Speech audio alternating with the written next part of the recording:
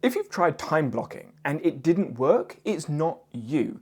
The problem is most time blocking advice assumes your day goes exactly as planned. It doesn't.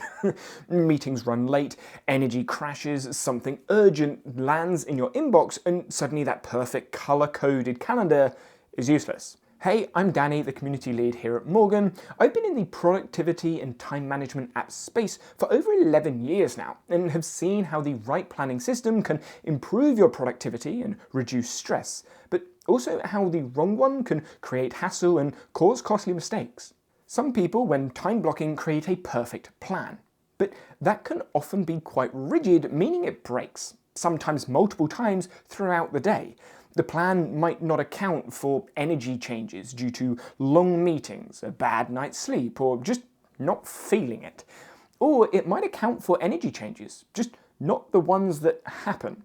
Suddenly you feel driven to do a task you scheduled tomorrow instead of today.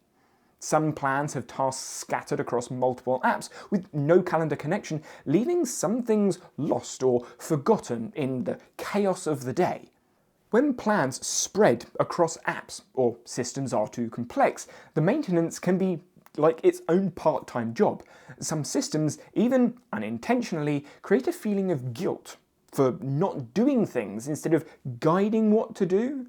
I fell into the trap of a perfect plan years ago, and you can still see many people planning and mapping it out like it now. 8 a.m. emails, 9 a.m. deep work, all with colours and some plan with no gaps between events and tasks. That works until one meeting runs longer than you expected, and you're spending more time fixing your calendar than doing your actual work. Here's the thing. Most of us can't predict at 7 a.m. how we're going to feel at 2 p.m.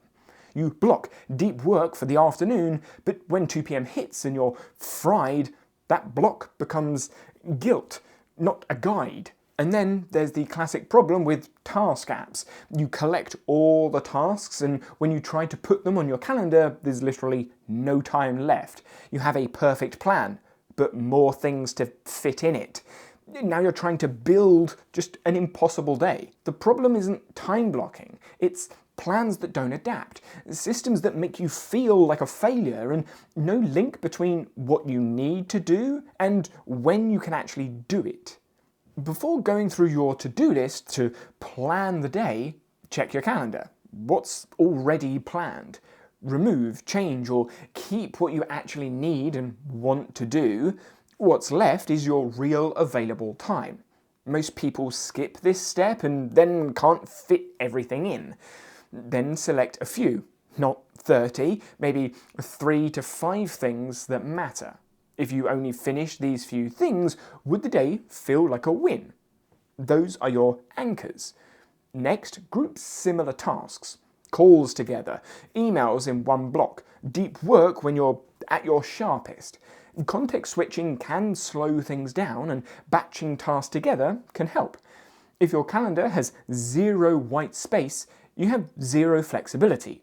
You could aim for 20, maybe 30% buffer time. When something shifts, you're not rebuilding, just adjusting. Now, a system can't work on its own. If you want to make it effortless, you need a tool that actually supports flexibility. Instead of fighting it, that's where planner apps like Morgen come in. You can see I have my work meetings, personal events, but also travel time and background events to keep track of what I'm doing, where I am, in the calendar. All of my time commitments in the calendar. Then in the task panel, I have my shopping list and all the other tasks I need to get done. In the past, I've used Notion, Linear, Google Tasks, Obsidian, Todoist, Outlook integrations all at once. But as you can see, since the Morgen 4 update recently, I don't need those tools anymore. Morgen tasks just do it for me. I can then drag them into the calendar in free space between the time commitments I have on the calendar, leaving only the tasks I need to schedule in the sidebar. And although this looks like a nice, perfect plan, in reality, this is far more chaotic. Here are a few tips that have helped me stay on track. Although a routine is scheduled at a certain time, it doesn't have to be completed then. Yes, I should do my meds in the morning, but sometimes I don't do them straight away. I do some work first and then see, oh yeah, I need to do those meds, and I'll do it afterwards. Planning my day might be scheduled in the morning, but on some days it happens after lunch or even closer to dinner time. It is scheduled as an ideal time, but completed at a realistic time for that day. Sometimes I just can't be bothered. So a scheduled time doesn't always have to be strict. If you have done enough meetings, you know they can start late and certainly finish late. Time blocking tasks can be the same. Another tip that helped me is to remember it is okay to reschedule. Seeing available time and all of the tasks in one place means you have an overview to make those decisions. Time blocking works better when it's flexible. Start with real capacity. Pick a few priorities. Use a tool that makes adjusting easy.